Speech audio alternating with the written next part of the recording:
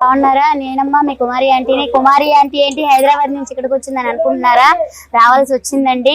ఎందుకంటే 15 సంవత్సరాల కింద గుడివాడ ఎలా ఉందో ఇప్పుడు కూడా గుడివాడ అలాగే ఉందండి. గుడివాడ అభివృద్ధి చెందాలంటే అందరం రావాలండి. రావాలి, అందరం కలిసికట్టుగా చేసుకుంటేనే మన అభివృద్ధి అనేది మన చేతుల్లోనే ఉందండి. కాబట్టి ఆ అభివృద్ధి కోసం నేను హైదరాబాద్ నుంచి నా స్వస్థ స్థలమైన పెద్దరికిపాడికి రావడం జరిగిందండి.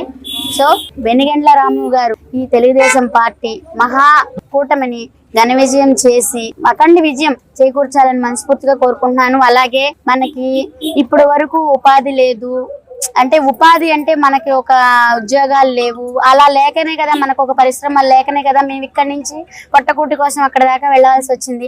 ఆ అభివృద్ధి అనేది ఇక్కడే ఉంటే నేను ఇక్కడి నుంచి అక్కడికి వెళ్లాల్సిన అవసరం ఉండేది కాదు.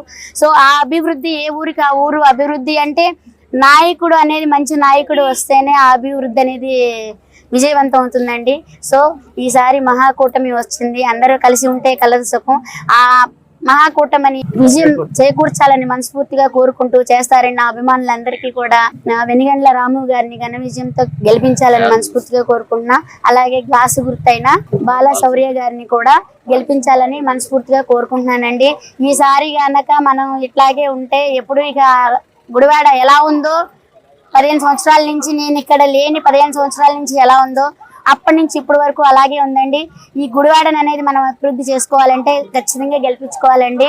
అలాగే ఈ సందర్భంగా నేను మన అందరినీ కూడా కోరుకుంటున్నానండి, మన నాయకులైనటువంటి వాళ్ళందరికీ కూడా ఉపాధి లేని వాళ్ళకి ఉపాధి కల్పించాలని, ఉద్యోగాలు లేని వాళ్ళకి ఉద్యోగాలు కల్పించాలని. అనారోగ్యం అనేది చాలా మంది బాధపడుతున్నారండి. ఎందుకంటే మా నాన్నగారిని నేను పోగొట్టుకున్నానండి. ఇక్కడ ఆరోగ్యం ఇది చికిత్స సరిగ్గా లేక హైదరాబాద్ తీసుకొచ్చి హైదరాబాద్లో జాయిన్ చేసుకున్నప్పటికీ అప్పటికే చేయి దాటిపోయిందండి. అలా పోగొట్టుకున్నాను కాబట్టి వెంటనే స్పందించాలని ఇప్పుడు హైదరాబాద్లో నేను మొన్న ఒక పాపకండి హార్ట్ ప్రాబ్లం ఉందని చెప్పి ఒకళ్ళు నా దగ్గరికి వచ్చారండి. సీఎం గారండి రేవంత్ రెడ్డి గారు వెంటనే స్పందించారండి. నా ద్వారా ఒక పాపకి హెల్ప్ జరుగుతున్నందుకు నాకు చాలా సంతోషంగా ఉంది. అలాగే మన గుడివాడ నియోజకవర్గంలో కూడా రాము గారు కూడా అలాంటి వ్యక్తి అండి. మీరు మహేష్ బాబు గారి సినిమా అది చూసే ఉంటారు, మహర్షి సినిమా. దాంట్లో ఎలా అయితే ఆయన విదేశాల నుంచి వచ్చి పేద ప్రజలకు ఎలా అయితే చేశారో అలాంటి వ్యక్తేనండి. అది సినిమా అండి, ఇది రియల్ అండి. ఈ రియల్ నిజం చేసుకోవాలంటే మనం ఖచ్చితంగా వెనిగండ్ల రాము గారిని గెలిపించుకోవాలండి.